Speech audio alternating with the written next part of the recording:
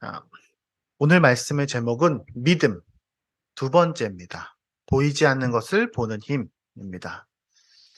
혹시 설교를 들으면서 유아와 승현이가 이해가 안 되는 게 있으면 자기 아빠에게 물어보시면 됩니다. 네.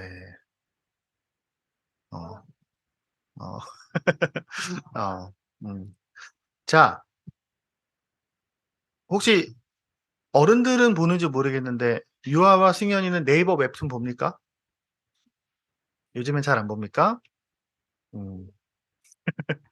어, 네이버 웹툰이 되게 유명하더라고요. 우리나라뿐만 아니라 이 아시아 전체에서도 되게 유명해요. 저도 가끔 봅니다. 저도 가끔 한두 개씩 봐요. 근데 이게 네이버 웹툰이 되게 다양한 웹툰들이 있잖아요. 그래서 웹툰에 무슨 내용이 있나 쓱 보면 요즘에 이런 게 트렌드구나라는 게 보입니다. 어, 진짜 되게 많은 웹툰이 올라가고요. 그중에서 사람들의 평가에 따라서 이렇게 순위가 올라가니까 요즘 트렌드가 보여요. 근데 거기에 무슨 내용들이 제일 많냐면 일상생활을 하다가 갑자기 창이 하나 뜨는 거예요. 무슨 게임처럼 창이 하나 딱 뜨면서 능력치가 나오는 거지. 뭐 지혜, 뭐 체력, 뭐 민첩성, 그러면서 이렇게 능력치가 나오면 그 능력치를 올라가면서 게임하는 것처럼 뭔가 미션을 달성하는 식의 스토리가 되게 많습니다. 어, 굉장히 많이 있어요. 제가 본 그 만화에도 그런 만화였어요. 어떤 청년이 군대를 갔는데 취사병이 됐어요. 취사병이 되면 되게 요리를 많이 배워야 되잖아요. 근데 그 친구 옆에 이렇게 창이 하나 뜨면서 아무도 안 보이죠. 주인공만 보여요. 주인공만 창에 뜨면은 무슨 요리를 이렇게 퀘스트를 달성하는 거야. 그래서 이게 무슨 요리 실력이 딱 이렇게 오고 별 반 개, 별 한 개, 두 개 하면서 그 요리의 능력치를 점점점 올라가면서 훌륭한 취사병이 된다. 뭐 이런 스토리의 만화였어요. 음. 그 창을 보는 사람과 안 보는 사람은 되게 다르겠죠. 그래서 처음에는 그 사람이 그 창을 보면서 엉뚱한 소리를 하면 옆에 있는 사람이 쟤는 뭔가 이상하게 생각하고 나중에는 그 사람이 이제 그 창을 통해서 능력치를 막 쌓아가면 굉장히 훌륭한 요리사가 되어가는 스토리입니다. 그러니까 주인공은요, 다른 사람을 볼 수 없는, 다른 사람이 보이지 않는 것을 보는 사람이에요. 그는 다른 사람이 보이지 않는 그 무언가를 보고 있기 때문에 특별한 말을 하고 특별한 행동을 하고 특별한 결정을 합니다. 마치 그 보이지 않는 화면 때문에 말이죠. 그리스도인은 이런 거랑 비슷한 게 아닌가 싶습니다. 그리스도인 세상 속에서 이 만화의 설정처럼 사람들은 볼 수 없는 무언가를 보며 삽니다. 우리는 보이지 않지만 하나님을 봅니다. 그리고 하나님이 우리와 함께 하신다고 생각합니다. 그리고 우리를 이 땅에서 특별한 삶으로 우리를 부르셨다는 것을 믿고 살아갑니다. 마치 그 주인공이 그 보이지 않는 창을 보고 그 창을 보면서 선택하고 그 창을 보면서 방향을 결정하는 것처럼 말이죠. 아브라함도 그랬어요. 아브라함.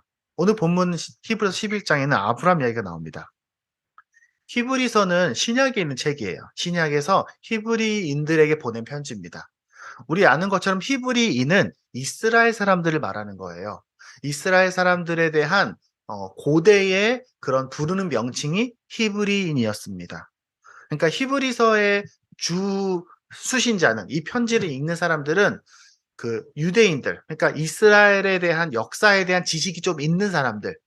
어, 예를 들면은 우리나라가 조선 시대나 고려 시대에 대한 이야기를 편지에 막 담아낸다면 한국 사람들은 더 잘 이해할 수 있겠죠? 그런 것처럼 오늘 본문의 대상은요, 구약 성경에 대한 이해가 많은 사람들을 대상으로 썼습니다. 그래서 구약에 있는 내용들에 대한 사람들을 빠르게 훑어가면서 이 사람들이 왜 믿음의 사람이었는지, 왜 이 사람들이 믿음의 조상들인지에 대해서 쭉 설명합니다. 그 중에서 오늘 본문의 내용은 아브라함 이야기입니다. 우리 함께 같이 잠깐 읽었는데요. 이 본문에는 간단하게 정리하면 여기서는 믿음의 사람을 여러 사람을 정리하면서 특별히 아브라함에 대한 이야기를 하고 있는데요. 이 아브라함에 대한 이야기는 원래 어디 있습니까? 창세기에 나옵니다. 창세기 12장부터 쭉 나오는 게 아브라함 이야기예요. 그러니까 사실은 히브리서 11장을 읽고 있는 사람들은 창세기 12장부터 나와 있는 그 많은 아브라함에 대한 이야기를 대충 아는 거죠. 아마 여러분들도 대충은 알고 있을 거예요. 근데 아브라함이 경험한 게 많은데 아브라함의 인생에서 경험한 가장 중요한 사건 3개를 이 말씀에서 짚어주고 있습니다. 그 첫 번째는 이사한 이야기. 원래 아브라함은요, 하란이라는 땅에 살았어요. 근데 하나님이 아브라함에 대해서 불러다가 아브라함아, 너 내가 지시하는 땅으로 이사 가라. 2000년 전, 지금으로부터 4000년 전에 이사 가는 건요, 목숨을 거는 거예요. 지금처럼 구글 지도나 유튜브에서 미리 가서 이렇게 영상으로 볼 수 있는 게 아니잖아요. 네. 그래서 아브라함은 하란이라는 땅에서 이스라엘로 이사를 해서 그 땅이 지금의 이스라엘이 된 거예요. 두 번째는 아들 낳은 이야기. 잘 알죠? 아브라함이 할머니, 할아버지여서 사라도 할머니여서 아들을 낳을 수 없어서 오늘 본문에 말한 것처럼 죽은 자와 같았는데 하나님이 그에게 아들을 주시죠. 놀라운 특별한 은혜로. 세 번째는요. 그 아들을 제물로 바쳤던 이야기. 너무 잘 아시죠? 하나님이 아브라함에게 야, 네 아들 이삭 나에게 제물로 바쳐. 제물로 바치라는 말은 뭐냐면 이렇게 특별한 장소로 원래 양을 많이 바친다. 그럼 양을 데리고 가서 양을 죽여서 양을 이렇게 칼로 분해해서 각각에 맞게 불로 태워서 이렇게 제사를 드리는 게 바로 제사 드리는 제물로 바치라는 뜻입니다. 근데 그 아들을 바치라고 한 거예요. 근데 아브라함이 그 말씀에 순종을 하려다가 말았던 그 이야기, 이 3개 사건입니다. 이 3개 사건이 아브라함에게 인생에서 가장 중요한 3개 사건이었다고 지금 이미 히브리서 기자가 이걸 쓴 사람이 정리해주고 있는 거예요. 그래서 우리는 오늘 이 말씀에서 아브라함의 믿음을 살펴보려고 합니다. 아브라함은 그의 인생 속에서 보이지 않는 3가지를 보았습니다. 그리고 믿음으로 그 3가지를 보면서 우리에게 무엇이 믿음인가 알려주고 있습니다. 그 첫 번째가 보이지 않는 땅입니다. 본문을 읽어보겠습니다. 함께 보게. 8절부터 읽어보면 이렇습니다. 믿음으로 아브라함은 부르심을 받았을 때에 순종하여 장래의 유업으로 받을 땅에 나아갈세 갈 바를 알지 못하고 나아갔으며. 지금 이거를 듣고 있는 사람들 다 알아요. 왜? 유대인들이니까. 아, 그래. 아브라함이 하란 땅에서 지금의 그 가나안 땅, 이스라엘 땅으로 갔지. 근데 알지 못하고 갔다는 거예요. 믿음으로 그가 이방 땅에 있는 것 같이 약속의 땅에 거류하여서 동일한 약속을 유업으로 함께 받은 이삭, 야곱과 더불어 장막에 거하였으니 거기서 살았다 하는 거 대대손손. 이는 그가 하나님이 계획하시고 지으실 터가 있는 성을 바랐습니다. 하나님께서 그에게 계획하셨던 그 미래를 기대했다는 겁니다. 자, 핵심은 이겁니다. 하나님이 어느 날 아브라함을 찾아와서 그에게 알 수 없는 새로운 땅으로 가라고 하십니다. 아브라함은 거기가 어딘지 모릅니다. 가본 적도 없어요. 그런데 그 땅을 믿음으로 봅니다. 그리고 굉장히 먼 여행을 떠납니다. 네. 그리고 거기서 가서 이스라엘 땅에 가서 살았습니다. 잠깐 지도를 보겠습니다. 자, 이규부터 잘 들으면 승현이에게 그 혹시 세계사 수업, 세계지리 시간에 도움이 될 수도 있어요. 자, 보입니까? 여기가 이스라엘이에요. 여기 지중해, 여기 이탈리아 반도, 여기 프랑스, 여기 영국, 독일 이렇게 있습니다. 여기 이집트예요. 모로코, 알제리, 튀니지 여기 있습니다. 그럼 여기에 이스라엘이 있어요. 네. 이번에 그 지진 난 데가 바로 여기쯤입니다. 여기가 터키거든요. 여기가 시리아고요. 여기쯤이 지진이 난 데예요. 아브라함은 어디 살았냐? 여기 살았습니다. 여기가 하란이 여기쯤에 있습니다. 그리고 우리가 잘 알고 있는 요셉이 이집트로 팔려간 데가 바로 여기입니다. 여기가 그 우리가 잘 알고 있는 스핑크스가 있는 바로 여기입니다. 자, 그런데 요걸 알기 위해서는요, 우리가 요런 배경들을 좀 알면 좋습니다.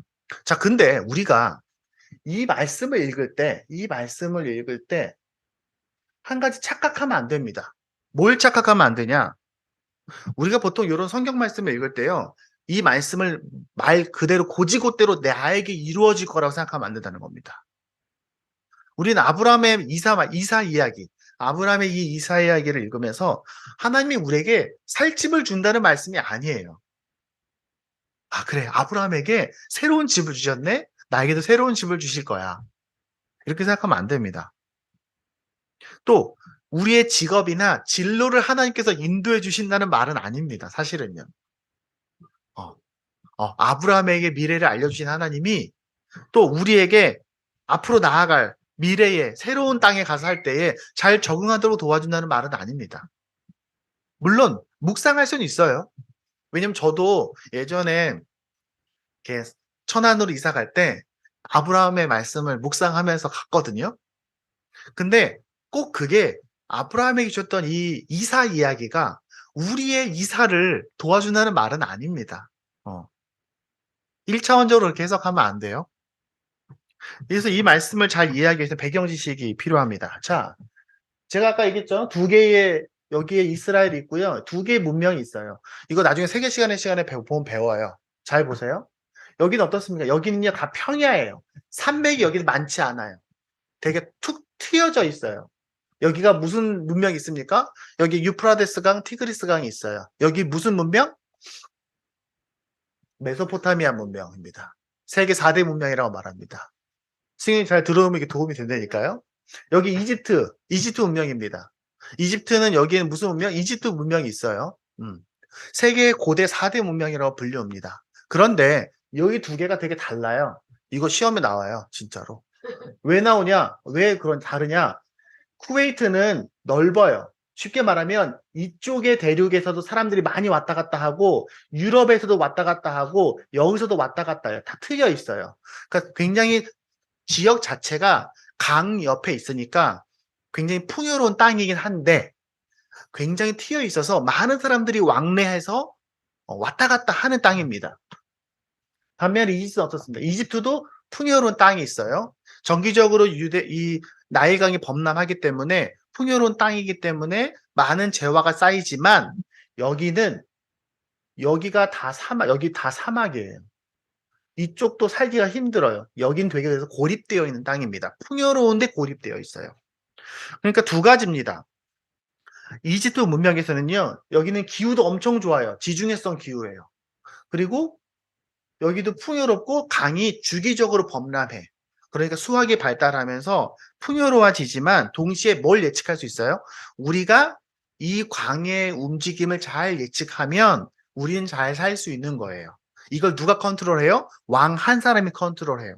그러니까 이집트는 전통적으로 하나의 왕조가 굉장히 오랫동안 이어져 왔어요. 우리가 알고 있는 이집트 고대 문명은 대부분 거의 하나의 왕조입니다. 수천 년을 그렇게 만들어져 왔어요. 그러니까 거대한 그런 피라미드를 만들 수 있었던 겁니다. 반면에 이 바그다드, 지금 이라크, 쿠웨이트에 있는 이 지역에 있는 만들어졌던 이 메소포타미아 문명은 굉장히 넓어져 있게다가 아열대 기후입니다. 그러니까 굉장히 사람들이 여기처럼 편안하진 않아요. 게다가 이 외세의 침입도 많이 받습니다. 그러니까 하나의 왕권이 오랫동안 유지될 수가 없어요. 그러니까 사람들이 맨날 쳐들어오고 또 싸우고 전쟁하고 하지만 풍요롭고 이런 일들이 벌어집니다. 게다가 뭐가 뭐냐? 강이 주기적으로 범람하지 않아요. 왜냐하면 여기 있는 이집트는 이 지형상 몇 월에 강이 늘어나고 몇 월에 강이 줄어드니까 정해져 있어요.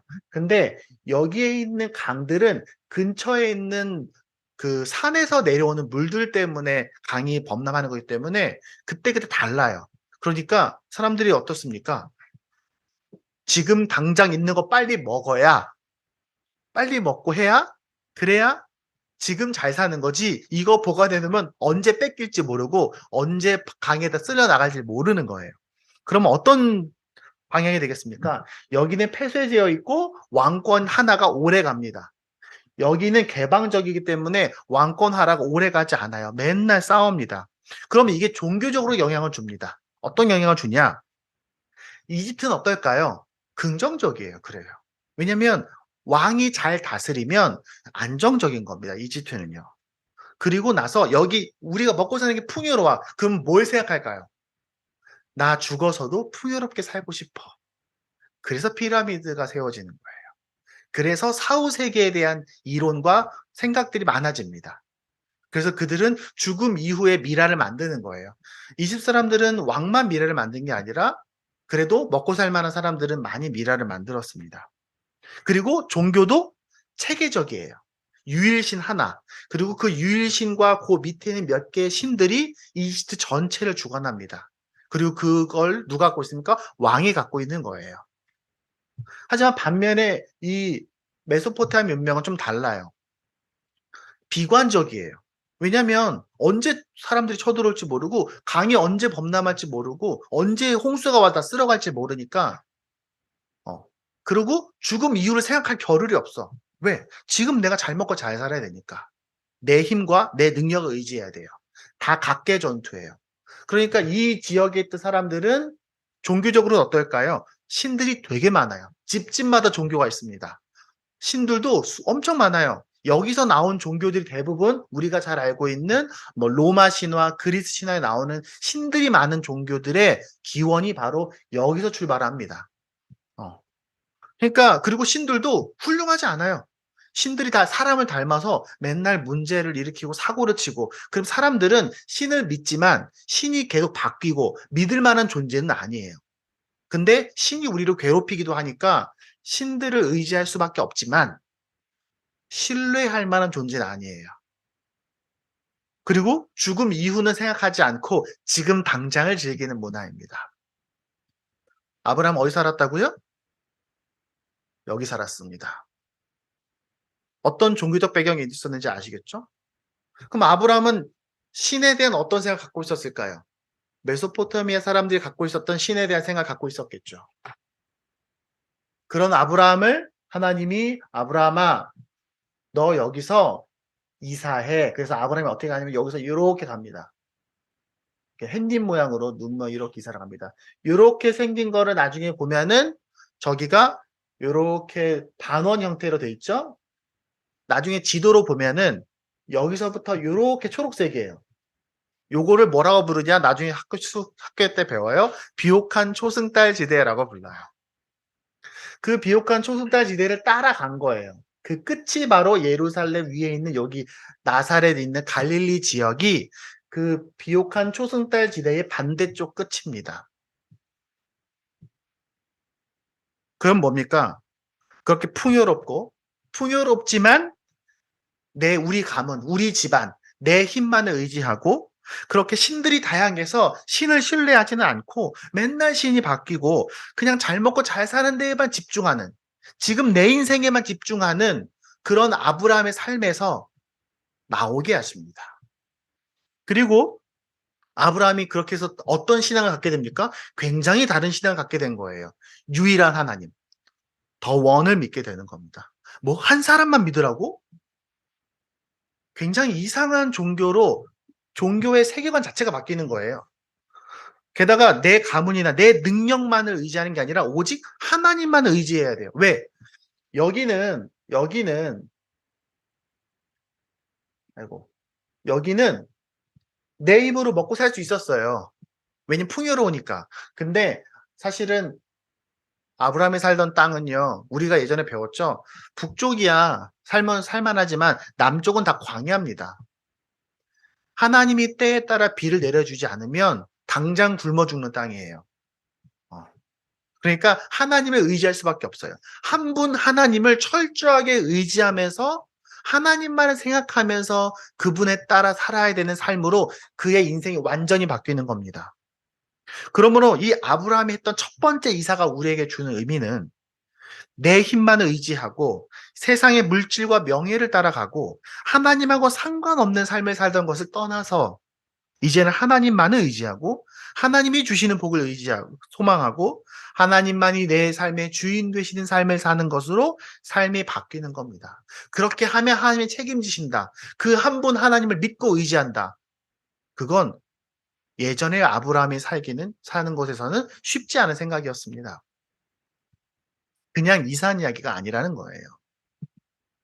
이건 우리의 삶도 여전히 그렇게 바뀌어 가야 한다는 겁니다. 여러분, 우리가 살고 있는 보이는 세상, 지금 이 세상은요, 메소포타미아 지역의 하란의 문명과 같습니다. 우리는 이 땅을 살면서 이 삶을 살아야 되는 거예요. 우리는 아까 제가 처음에 얘기했던 것처럼 보이지 않는 것을 보는 사람들입니다. 보이지 않는 이 땅을 보며 사는 것처럼 우리는 이 세상의 나라에서 하나님의 나라를 살아야 됩니다. 사람들은요, 눈에 보이는 숫자를 의지합니다. 눈에 보이는 무언가의 가치를 의지합니다. 하지만 우리는 그 이상의 가치를 보며 사는 거예요. 그래서 믿음이란 보이지 않는 하나님의 가치를 따라서 이 보이는 세상에 사는 겁니다. 당연히 우리가 학교에서, 직장에서, 세상에 살아갈 때에 사람들과는 다르게 사는 겁니다. 왜? 우리는 무언가를 다른 걸 보고 있으니까. 보이지 않는 그 나라를 보고 있으니까. 그렇죠. 두 번째는 그럽니다.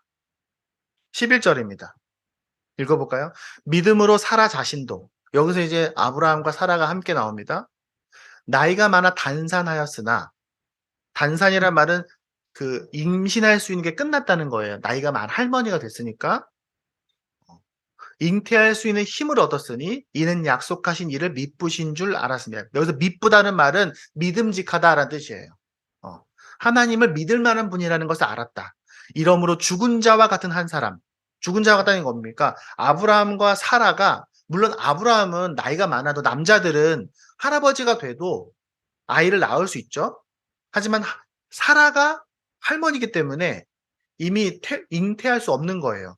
그러니까 아브라함은 정상적으로는, 아브라함 자신은 능력이 있다 하더라도 아내가 능력이 없으니까 아브라함은 죽은 자와 같아요. 왜? 내 자녀는 생산할 수 없으니까. 여기서 우리가 되게 중요한 걸 알 수 있어요. 하나님은 아브라함과 사라란 이 부부 하나가 완전체라는 것을 알 수 있어요. 하나님의 입장에서는. 그래서 근데 그런 죽은 자와 같은 한 사람 때문에 하늘의 허다한 별과 또 해변의 무수한 모래와 같은 많은 후손이 생육하였느니라. 핵심은 이런 겁니다. 아브라함은 자신과 사라가 늙었으니까 자연스럽게 아들이 생길 희망이 없다고 생각했습니다. 아까 얘기했던 것처럼 메소포타미아 지역에서 하나님께서 아브라함을 부르실 때가 아브라함 75세였습니다. 그러니까 아브라함과 사라는 이미 그때 아들이 없었고 이제 우리 가문에는 새로운 또 다른 방법으로 아이를 가져야 된다는 생각을 했었을 겁니다. 근데 하나님이 그에게 너 아들을 줄 거야 라고 말했어요. 그러니까 아브라함은 아니 어떻게 내가 아들을 가져? 도저히 생각을 가질 수 없었지만 아브라함은 믿음으로 그 아들을 보았고 믿음으로 아내와 함께함으로 이삭을 낳습니다. 물론 여기서 카운트하는 아브라함의 나이가 정확하게 몇 살이었다라고 성경은 써 있긴 하지만 고대 기록이니까 어떨지 모르겠지만 분명한 건 사라는 아이를 낳을 수 없었던 건 확실합니다. 자, 생각해 보세요. 여기 유아승연이 이제 다 아이같이 됐으니까. 75세 이상인데 아브라함과 사라가 함께 그 시간을 보냄으로 인해서 아이를 낳을 수 있다라고 생각해서 그렇게 함께 부부 생활을 했다는 것 자체가 굉장히 특별한 일입니다. 아브라함 믿었기 때문에 그 믿음으로 함께 사라와 함께 부부 생활을 했던 거예요. 자, 이 본문은요. 또 이 본문 역시도 우리가 그냥 직접적으로 생각하면 적용하면 안 됩니다. 이거 우리에게 자녀를 주신다는 말씀이 아니에요. 어. 이 말씀 묵상하면서 하나님, 사라에게 아들을 주신 하나님, 내게도 아들을 주십시오. 물론 그렇게 묵상할 수는 있겠지만 하나님의 능력이니까. 네. 평균 수명이 어떻게 됐어요? 이때는 이미 우리랑 비슷해요. 근데 물론 아브라함이 100세 넘게 살았다는 기록이 있긴 하지만 어. 근데 우리가 고대인의 연령대가 평균 수명이 되게 젊었다고 생각하기 때문에 사람들이 다 젊었을 때 다 죽었나 보다 생각하면 안 돼요. 왜냐하면 그때에도 오래 산 사람들 오래 살았어요. 다만 영유아 사망률이 굉장히 높고 젊을 때 전쟁이나 병으로 죽는 사람이 워낙 많기 때문에 병과 전쟁을 잘 이긴 사람들은 고대에도 오래 살았어요. 자, 그런데 이 말씀이 우리에게 원하는 뭔가를 간절하게 원하면 하나님이 기적적으로 주실 수 있어. 이런 말씀이 아니에요. 이 말씀 갖고 그렇게 설교하면 안 됩니다. 저는 그렇게 설교하지 않을 거예요. 하나님께서 불가능한 상황 속에서 기적적으로 세상에 자, 내 아들이야 라고 자랑할 만한 것을 주신다는 말이 아니에요. 네. 아브라함에게 기적적으로 이삭을 주신 하나님, 내게도 이것을 주십시오 라고 기도하라는 건 아니라는 거예요. 물론 내 삶이 힘들 때 뭔가 간절히 원하고 필요할 때 그런 기적의 하나님을 기도할 수는 있겠죠. 이 말씀 묵상할 수 있을 텐데 직접적인 얘기는 아니라는 거예요. 이 얘기는 무슨 얘기냐? 자, 지금도 그렇지만요. 기원전 2000년이니까 지금은 거의 4000년 전에 한 집안에 아들이 없다. 상속할 자가 없어. 이 집안은 이어받을 자가 없다는 건요. 굉장히 고통스러운 일입니다. 이 집안 자체가 없어지는 거예요. 미래에 대한 희망이 없다는 거고요. 마치 여기서 얘기했던 건 죽은 자와 같다라는 말이랑 똑같아요. 내게 아들이 없다는 것은 나는 이미 죽은 자랑 똑같은 거예요. 굉장히 절망적일 뿐만 아니라 굉장히 부끄러운 일입니다. 그런데 그들이 인간적인 계산과 합리적인 방법을 따라서 상속인을 생각했습니다. 그래서 그들은 두 가지 방법을 생각했어요. 어떨까요? 자, 생각해 봅시다. 지금으로부터 4000년에 아들이 없어. 내 집안의 이 집안의 돈과 명예와 이 모든 것들을 물려줄 사람이 없어. 그럼 두 가지 생각할 수 있습니다. 첫 번째 뭡니까? 입양이에요. 근데 아브라함이 믿고 입양할 사람이 없는 거죠. 그래서 누구를 입양하려고 합니까? 자기에게 가장 충실한 종을 입양하려고 마음 먹습니다. 근데 하나님이 아니라고 말하는 거예요. 아니야. 네 아들이라니까? 네 종이 아니라? 그럼 아브라함이 무슨 생각했습니까? 아, 그래? 그러면 그럼 첩인가 보다. 첩인가 보다. 다른 사람들 다 그렇게 하니까 다른 집안들도 아들 없으면 첩을 드리니까 첩인가 보다. 그래서 하갈을 통해서 첩을 드리죠. 그래서 이스마엘을 낳습니다. 하나님이 아니야. 사라라니까? 너와 사라 사이에서 아들을 낳아야 돼. 아브라함은 인간적으로 가능한 방법, 합리적이고 지혜로운 방법 두 가지 생각했지만 다 리젝트 당합니다. 하나님께 결제를 받지 못해요. 그거는 다 비슷합니다. 상속자처럼 보이죠. 세상 사람들의 눈에는 맞아요, 그게. 그 시대 사람들의 눈에는. 하지만 가짜를 진짜로 대체하는 거죠. 진짜가 아닌 겁니다. 하지만 하나님이요, 아브라함에게 뭐라고 했습니까? 아들을 줄게 라는 거는 너에게 필요한 걸 무조건 줄게가 아니에요. 이게 무슨 의미냐? 자, 창세기 12장 1절, 2절 읽어보면 이렇게 말이 되어 있습니다. 여호와께서 아브라함에 이르시되 너는 너의 고향, 친척과 아버지의 집을 떠나서 내게 보여줄 땅으로 가라. 내가 너로 큰 민족을 이루고 내게 복을 주어 내 이름을 창대하게 하리니 너는 복이 될지라. 다시 말하면 하나님이 아브라함에게 복을 주시는 건 새로운 땅과 새로운 아들을 주신다는 건 너한테 잘해줄 게가 아니라 너를 통해서 많은 사람들에게 복을 흘려보낼 거야. 하나님의 더 큰 꿈이 있었던 거예요. 아브라함을 통해서 한 나라와 민족이 세워지고 결국 모든 사람들을 살리는 인류의 희망으로서 예수 그리스도까지 이르는 거대한 계획이 있었습니다. 그러므로 지금 하나님은 이 말씀이 이런 말인 겁니다. 내가 너에게 원래 계획했던 바른 방법으로 아들을 주겠다는 말은 너는 희망이 없지만 내가 너와 너의 가문만을 너는 너의 가문을 생각하겠지만 내가 너를 통해서 바른 방법과 바른 목표를 통해서 너와 사라를 통해서 아들을 줄 거야. 너를 위해 주겠다는 게 아니라 너뿐만 아니라 온 인류를 위해서 주는 거야. 그러므로 이건 뭡니까? 아브라함 한 사람에게 좋은 일을 시키겠다는 게 아니라 아브라함을 통해서 이 세상을 살리시겠다는 거고 그 위대한 계획에 하나님이 아브라함을 초대하시는 거예요. 여러분 그런 생각 해봤습니까? 아브라함이 하나님의 말씀 믿지 않았다면 하나님은 실패하셨을까요? 아브라함이 이사하지 않았다면 아브라함이 사라와 동침하지 않았다면 그러면 아브라함은 하나님을 거부했다면 하나님이 실패하셨을까요? 아니요. 하나님은 절대로 실패하지 않아요. 하나님은 하나님의 때에 하나님의 방법으로 반드시 그 뜻을 이루실 겁니다. 누가 축복을 받은 겁니까? 아브라함이 그 위대한 계획에 초대받은 거예요. 아브라함이 중간에 좀 실수도 하고 좀 돌아가긴 했지만 결국 그는 그걸 믿었습니다. 그래서 보이지 않는 아들을 눈으로 본 거예요. 그러니까 아브라함이 사라와 동침을 한 거예요. 그러므로 이 아브라함이 보는 두 번째 이야기는 나의 계획과 나의 예상을 따라 나의 방법으로 나를 위한 방향으로 살아가는 삶에서 아니야. 이제는 한 걸음 한 걸음 하나님께 질문하면서 내 인생, 내 가족만을 위한 삶에서 세상을 품고 살아가는 삶으로의 변화를 의미합니다. 왜냐하면 이 보이지 않는 아들이 아브라함에게는 이삭이었지만 우리에게는 예수 그리스도이기 때문에 그렇습니다. 오래전 아브라함은 이삭을 보며 살았지만 우리는 예수님을 보며 살고 있으니까. 믿음이란 예수 그리스도의 희망을 따라서 보이는 이 세상에서 그래서 세상의 방법, 합리적인 계획만을 따라가는 이 세상에서 예수의 사람으로 살아가는 겁니다. 흉내내는 사람이 아니라 진짜 그리스도를 살아가는 거죠. 자, 이 얘기는 세 번째로 넘어갑니다. 아브라함은 아까 또 무슨 얘기했습니까? 보이지 않는 미래에 대한 이야기를 했습니다. 세 번째 말씀 같이 읽어볼까요? 하나님이 우리가 너무 잘 알고 있습니다. 아브라함은 시험을 받을 때에 믿음으로 이삭을 드렸다.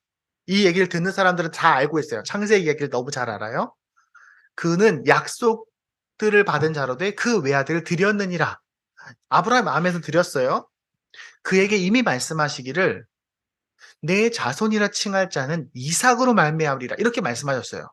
그러니까 아브라함은 뭘 믿은 거냐면 아브라함아 너 이삭을 통해서 많은 민족을 만들어낼 거야? 근데 이삭을 제물로 바쳐. 이 두 가지가 양립할 수 없잖아요. 아니 이삭을 죽이라고? 이삭을 통해서 뭐 하신다며. 근데 이삭을 죽이면 끝나는 거 아니야? 그럼 아브라함이 무슨 생각을 했냐? 19절에 나오는 겁니다. 그가 하나님이 능히 이삭을 죽은 자 가운데서 다시 살리실 줄로 생각하시라. 비유컨대 그를 죽은 자 가운데서 도로 받은 것이니라. 자, 이야기를 보면요. 우리가 창세기만 읽으면 야, 창세기만 읽으면은 아브라함이 어떻게 이삭을 바쳤을까? 그러니까 창세기만 읽으면 이삭을 바치려고 했다는 그것밖에 안 나옵니다. 아브라함이 어떤 마음으로 이삭을 바쳤는지는 안 나와요. 그러니까 야, 창세기를 보면 이런 말씀을요. 왜냐면 이 이야기로는 완전하지 않은 거예요. 왜냐면 창세기를 썼던 사람은 언제입니까? 아주 오래전에 모세가 그 전승된 기록들을 잘 정리해서 쓴 게 창세기입니다. 모세와 모세의 그런 집안의 그 지도자들이 썼겠죠. 근데 히브리서 기자는요. 이렇게 생각하는 겁니다. 아브라함은요. 이삭을 통해서 하나님의 나라가 세워진다는 그 약속을 믿은 거예요.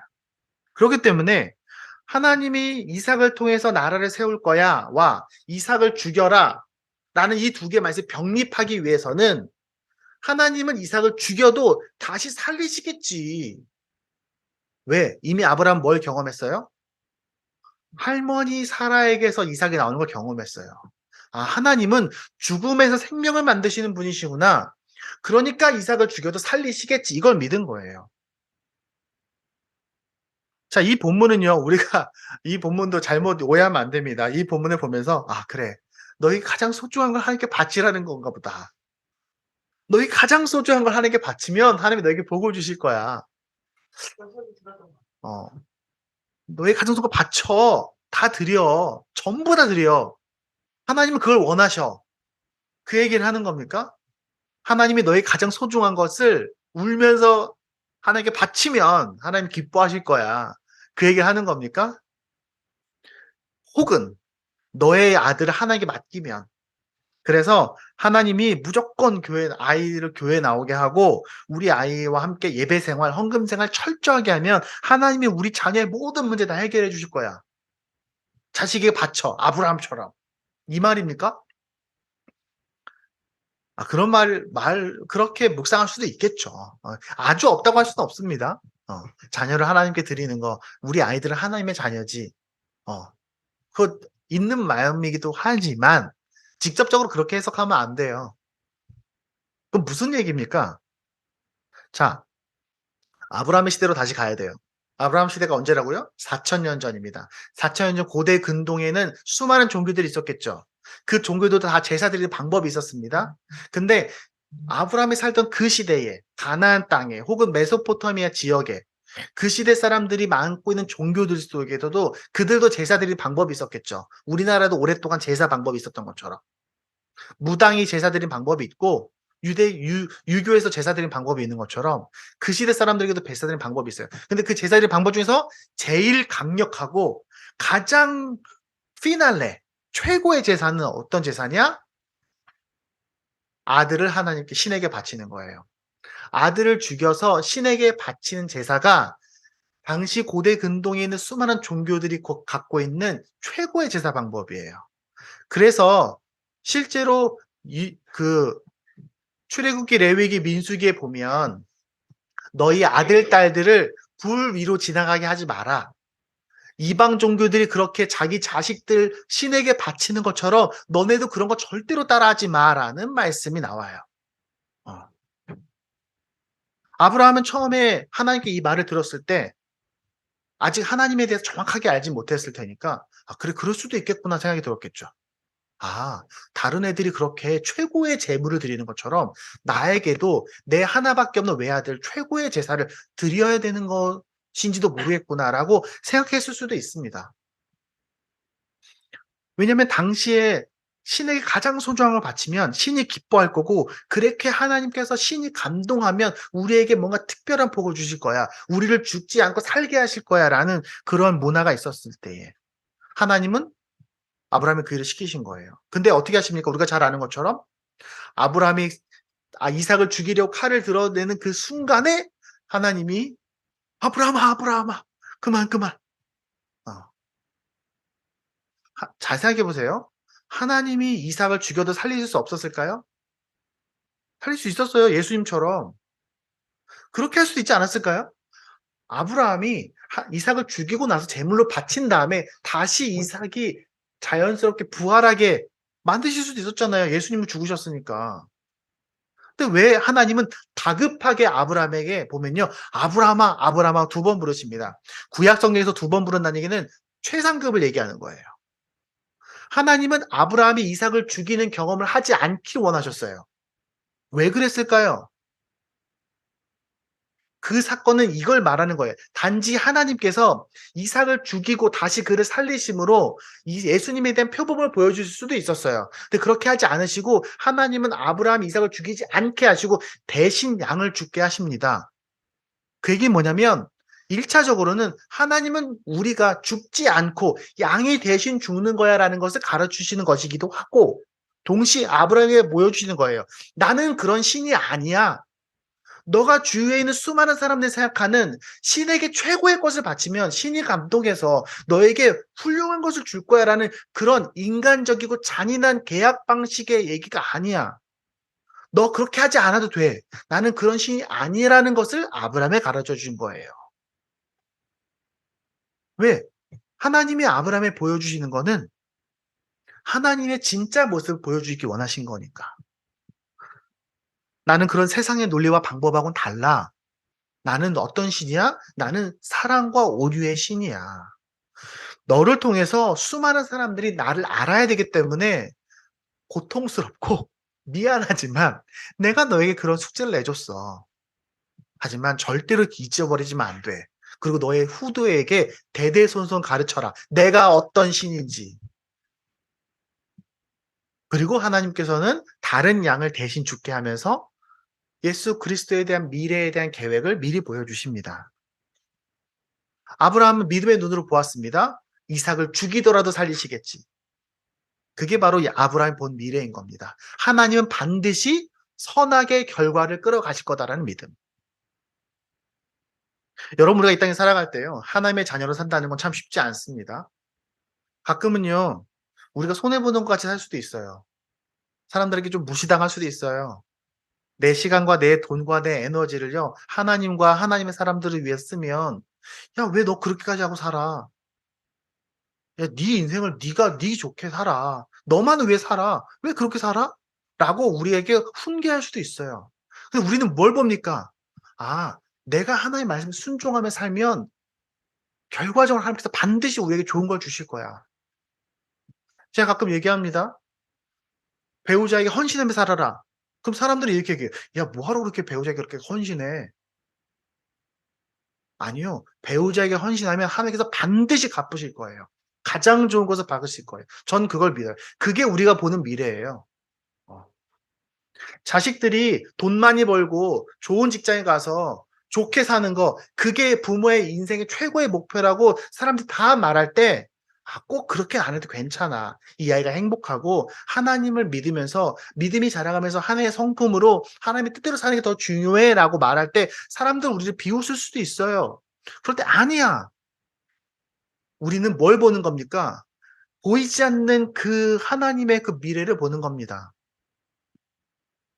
그래서 가끔 우리가 사람들을 너무 사랑하고 사람들을 존중하고 섬기면서 내 시간과 돈과 능력을 가끔 좀 낭비를 좀 하더라도 그 아들 예수 그리스도를 우리에게 주시기까지 사랑하신 하나님께서 우리를 결국에 승리하게 하실 거예요. 이 땅에 살 때까지는 못 볼 수도 있죠. 예. 우리가 죽을 때까지 못 볼 수도 있어요. 하지만 하나님은 우리의 죽음 이후까지도 관장하시는 분이십니다. 그러므로 우리가 죽고 나서 내 인생을 돌아볼 때에 반드시 감사하게 하실 거예요. 그러므로 믿음은 보이지 않는 미래의 승리를 미리 보는 겁니다. 아브라함처럼. 말씀을 맺겠습니다. 요즘 기술이 좋아져서요. 많이 발달해서 여러 가지 개념들이 많이 나왔습니다. 여러분 혹시 확장현실이라고 아십니까? 확장현실? 진단. 확장현실이 더 큰 개념이에요. Extended Reality 해갖고 우리가 보는 것만이 아니라 무언가를 플러스 알파 하는 게 확장현실 개념입니다. 그중에 대표적인 게 뭐 세 가지, 네 가지로 세부 분류를 하는데요. 대표적인 게 두 가지예요. 첫 번째가 증강현실. 들어봤습니까? 증강현실? Augmented Reality라고 하더라고요. 그게 뭐냐면은 이런 거예요. 우리가 예를 들어 안경 같은 거 쓰면 이렇게 딱 썼을 때 진승현, 뭐 농구를 좋아함, 체력 32, 지력 22, 어? 어, 윙레이인데. 동생하고 잘 싸움. 뭐 이렇게 해서 딱 이렇게 안경이 뜨는 거예요. 요즘에 애플 글라스 나온다고 하잖아요. 그런 게 딱 뜨는 거예요. 이유하, 아침 6시 일어나는 거 매우 매우 힘들어함. 이렇게 딱 정보 뜨는 거예요. 그게 바로 증강현실입니다. 뭘 볼 때 내가 보는 걸 똑같이 보는데 여기다 플러스 알파로 어떤 효과를 주는 거예요. 보지 못한, 이렇게 봤을 때 안 보이는 것을 보는 거죠. 그게 증강현실입니다. 쉽게 말하면. 물론 뭐 거기도 여러 가지 내용 차원들이 있지만 제가 이렇게 보이는 거 보이십니까? 요즘에 이렇게 스마트폰으로 이렇게 딱 띄워보면 카메라로 보면서 거기 뭐 이렇게 하나 뜨잖아요. 그게 이제 쉽게 말하면 증강현실이에요. 정말 쉽게 말하면. 근데 가상현실은 좀 달라요. 가상현실은 뭡니까? 아예 쓰는 거죠. 안 보이는 거 쓰는 거예요. 그래서 우리가 얘기하는 뭐 메타버스처럼 예전에 산이가 좋아하는 이런 게임처럼 아예 그냥 이런 게임 세계 속으로 들어가는 거예요. 어. 그래서 거기서 아예 새로운 세상을 디지털로 구현하는 게 가상현실입니다. 완전히 가상이죠. 제가 가끔 이제 이런 기술들에 대한 그 강의나 내용들을 보면서 아, 신앙생활은 가상현실처럼 하면 안 되는구나. 증강현실처럼 해야 되는구나라는 생각을 하게 됩니다. 제가 아까 처음 얘기했던 만화 기억나십니까?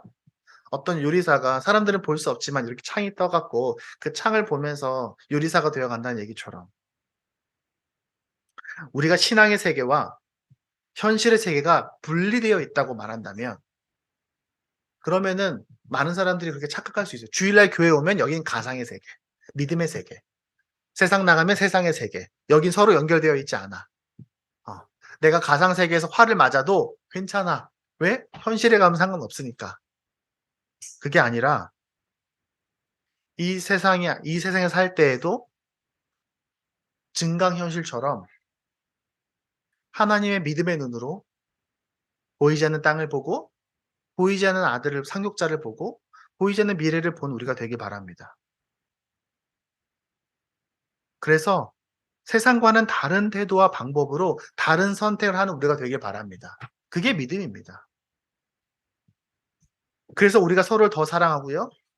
더 파격적으로 용서해 주고 세상과는 다르게 내 시간과 에너지와 갖고 있는 걸 사용하고 그렇게 우리가 함께 하나님의 나라로 나아가는 우리가 되길 바랍니다. 오늘 말씀에서 아브라함은 세 가지를 보았습니다. 보이지 않는 땅, 보이지 않는 아들, 보이지 않는 미래. 그는 보이는 세상에서 증강현실처럼 하나님이 보여주시는 무언가를 보며 살았어요. 그래서 그는 아주 특별한 행동을 했던 거예요. 아무도 하지 않는 행동으로 이사를 하고요. 아무도 하지 않는 행동으로 사라와 함께 사랑을 나눴고 아무도 하지 않을 만한 행동으로 아들 이삭을 데리고 산에 올라갔는데 그의 얼굴에는 물론 두려움이 있었겠지만 희망을 놓치지 않는 얼굴이었습니다. 우리도 보이는 것이 전부 이 땅에 살지만 하나님의 나라를 살아야 되고요. 보이는 세상의 가치와 방법이 전부인 세상에 살지만 예수 그리스도라는 방법을 향해 살아가야 되고요. 그리고 보이는 이익과 결과를 따라 살아가는 세상에 살지만 보이지 않는 미래를 보면서 우리의 죽음 이유를 먼저 보면서 종말을 먼저 보면서 그 결과를 먼저 취하면서 용기 있게 세상을 사는 우리가 되기를 바랍니다. 우리 아이들도 그렇게 되기를 바랍니다. 함께 기도하겠습니다.